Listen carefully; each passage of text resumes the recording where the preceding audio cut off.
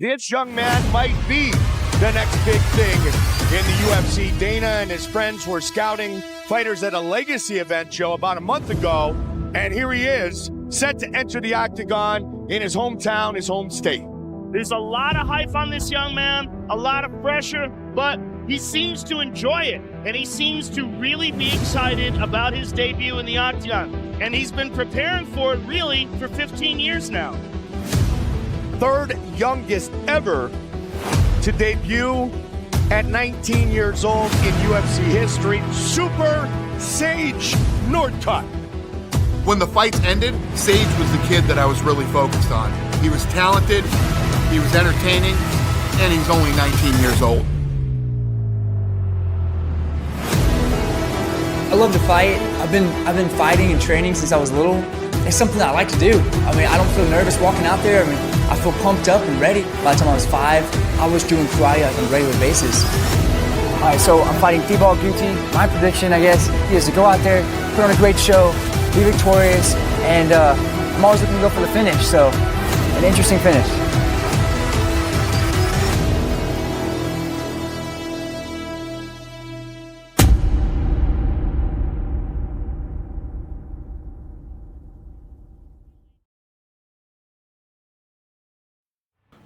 Halo bro, ketika Sage Northcutt masuk ke Ultimate Fighting Championship pada 2015, ia berusia 19 tahun.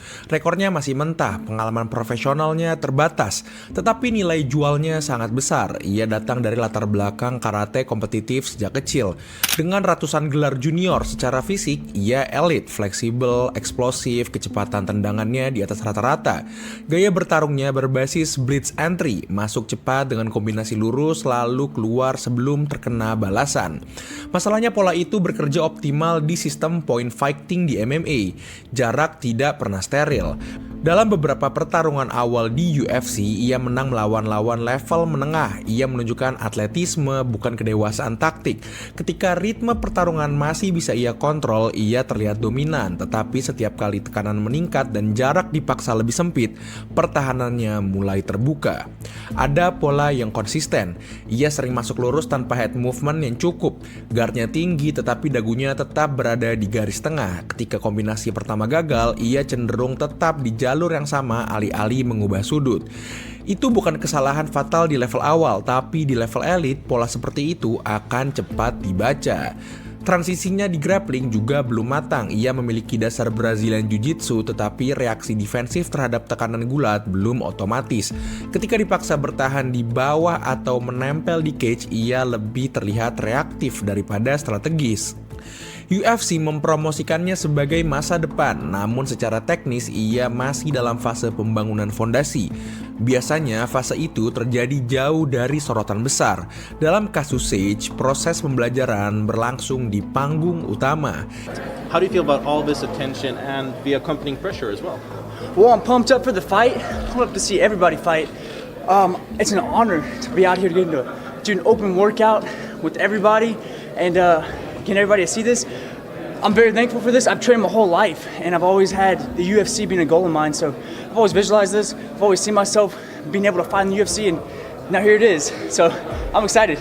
Ini bukan soal tidak berbakat, tetapi perkembangan petarung biasanya membutuhkan waktu untuk menyatukan 3 hal, yaitu teknik, pengalaman, tekanan, dan manajemen resiko. Sage memiliki teknik dan atletisme. Pengalaman tekanan kelas atas datang terlalu cepat ketika ekspektasi publik tumbuh lebih cepat daripada kedewasaan taktik. Jarak antara potensi dan kesiapan menjadi tipis, dan di MMA jarak tipis itulah yang paling berbahaya. Pada akhir tahun 2018, kontrak Sage di UFC telah berakhir. Ia tidak dilepas karena gagal total. Rekornya masih positif, ia masih muda, tetapi posisinya di organisasi tidak lagi diperlukan sebagai proyek prioritas jangka panjang. Can you just help explain the logic there? Because I mean, I get, why some people, he's a young guy, popular, marketable. No, but there's obviously a ton of logic to it. But at the end of the day, I like Sage Northcutt very much. There's something wrong with you if you don't like Sage Northcutt. Yeah. He's the nicest kid in the world. So I don't want. I know that when I just did the podcast, it came off like I said he's young. He's just. There's a lot of reasons. Now you guys all know me. You know, when I usually release somebody, I'm usually right. All right? And I don't want to badmouth the kid. I don't even sound like I'm badmouthing the kid. I love the kid. I wish him the best, and you know, it's just and we didn't cut him. You just fought I out his saw things contract. that his contract was over, so we let him go. I mean, was he just asking for ridiculous money? It's Or? not even about that. It was the right move. It was the right move for me, and I know it was the right move for him. Lalu datang tawaran dari One Championship.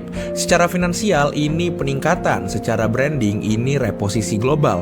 One sedang agresif membangun pasar Asia dan membutuhkan figur Amerika yang mudah dikenali. Sage cocok untuk itu, muda, bersih, dan punya daya tarik visual. Masalahnya bukan pada keputusan pindah, masalahnya pada konteks kompetitif yang menunggu. Divisi lightweight dan welterweight di One Championship dipenuhi striker dengan latar belakang Muay Thai dan kickboxing profesional. Banyak dari mereka memiliki ratusan ronde pengalaman full kontak. Mereka terbiasa bertukar pukulan tanpa sistem poin. Mereka terbiasa dengan tekanan konstan, bukan masuk keluar cepat seperti sistem karate. Debut Sage dijadwalkan melawan Cosmo Alexander.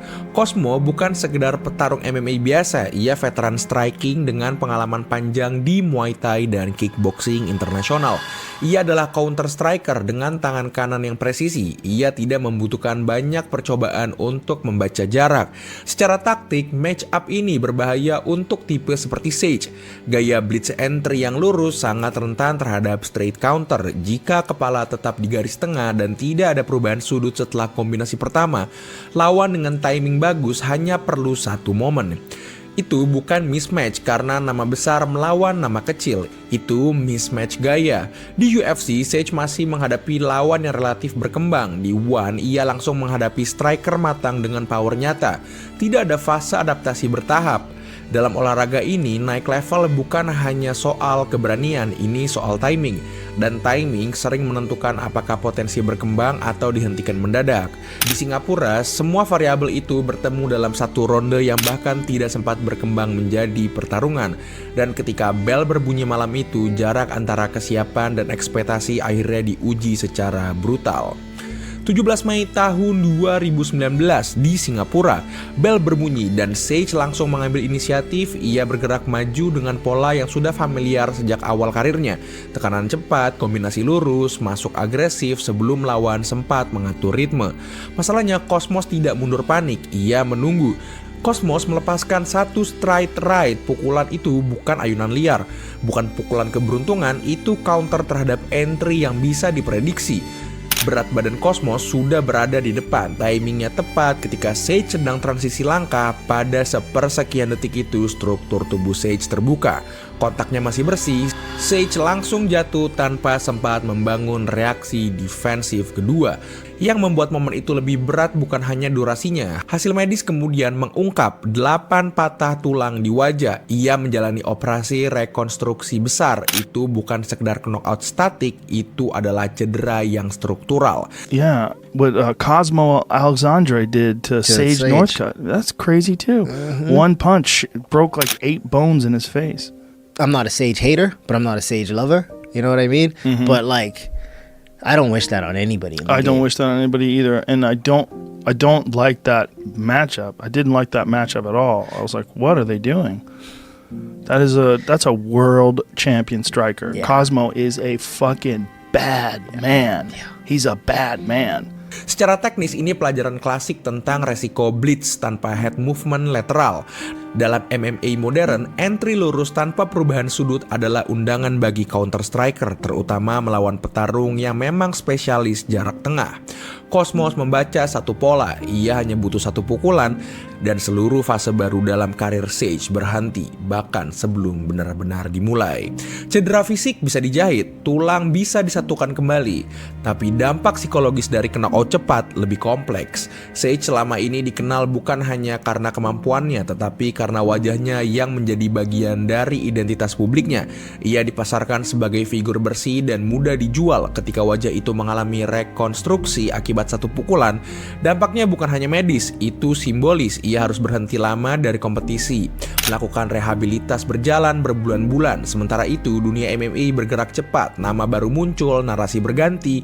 Knockout brutal sering meninggalkan dua jenis bayangan, yaitu ketakutan akan pukulan berikutnya dan keraguan terhadap sistem yang selama ini dipercaya. Apakah gaya bertarungnya cukup aman? Apakah pendekatan agresifnya perlu diubah total? Apakah ia dipercepat terlalu dini?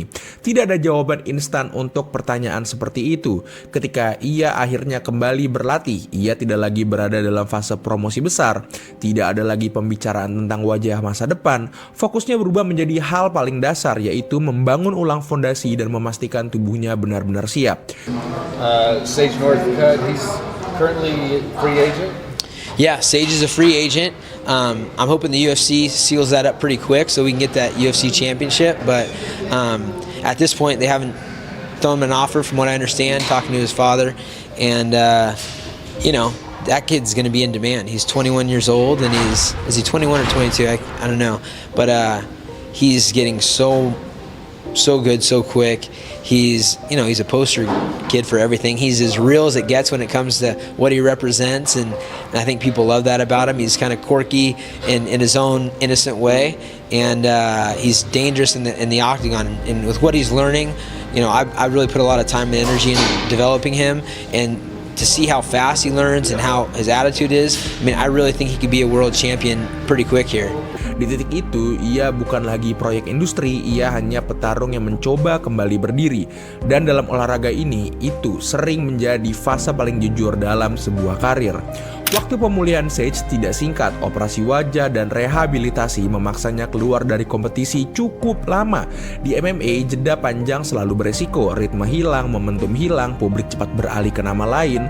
Ketika Sage Northcutt akhirnya kembali bertanding di bawah One Championship, atmosfernya sudah sangat berbeda. Tidak ada lagi narasi besar tentang bintang muda global, tidak ada promosi berlebihan, kembalinya lebih tenang. Perubahan seperti itu menunjukkan satu hal, yaitu ia belajar dari trauma. Namun pembelajaran dalam MMA tidak pernah instan. Rasa percaya diri seorang striker dibangun dari ratusan jam sparring dan pengalaman bertukar pukulan tanpa ragu. Setelah knockout secepat dan sekeras itu, proses membangun ulang kepercayaan diri menjadi bagian paling sulit. Ia kembali bukan sebagai simbol kesempurnaan, ia kembali sebagai atlet yang pernah dihentikan secara brutal dan tetap memilih untuk masuk lagi ke sana. Di titik itu, ukuran karir tidak lagi tentang seberapa cepat ia naik, tetapi tentang seberapa stabil ia bisa bertahan. Karir Sage Northcutt memperlihatkan satu pola yang sering terjadi dalam MMA modern. Potensi bisa terlihat jelas, tetapi kesiapan tidak selalu tumbuh dengan kecepatan yang sama. Ia memiliki atletisme, disiplin, dan fondasi teknik sejak kini. Namun MMA adalah olahraga yang menghukum kesalahan struktural tanpa kompromi. Perbedaan sepersekian detik dalam sudut kepala atau timing langkah bisa menentukan hasil. 29 detik di Singapura bukan sekedar kekalahan cepat, itu adalah momen di mana perkembangan yang masih berjalan dipaksa menghadapi level pengalaman yang lebih matang. Sejak saat itu, narasinya berubah, bukan lagi tentang anak ajaib yang akan mendominasi cepat, melainkan tentang bagaimana seorang atlet muda menghadapi konsekuensi dari lompatan besar dalam karirnya. Di MMA tidak ada ruang aman untuk tumbuh di bawah sorotan. Jika proses dipercepat, resikonya juga ikut dipercepat. Dan Sage Northcutt menjadi contoh nyata bagaimana satu pertukaran singkat bisa mengubah arah perjalanan yang dibangun selama bertahun-tahun. Nah, udah segitu aja buat video ini. Terima kasih banyak udah nonton. Jangan lupa like, comment, dan subscribe. Wacha, wacha, wacha, wacha, wacha, wacha, wacha.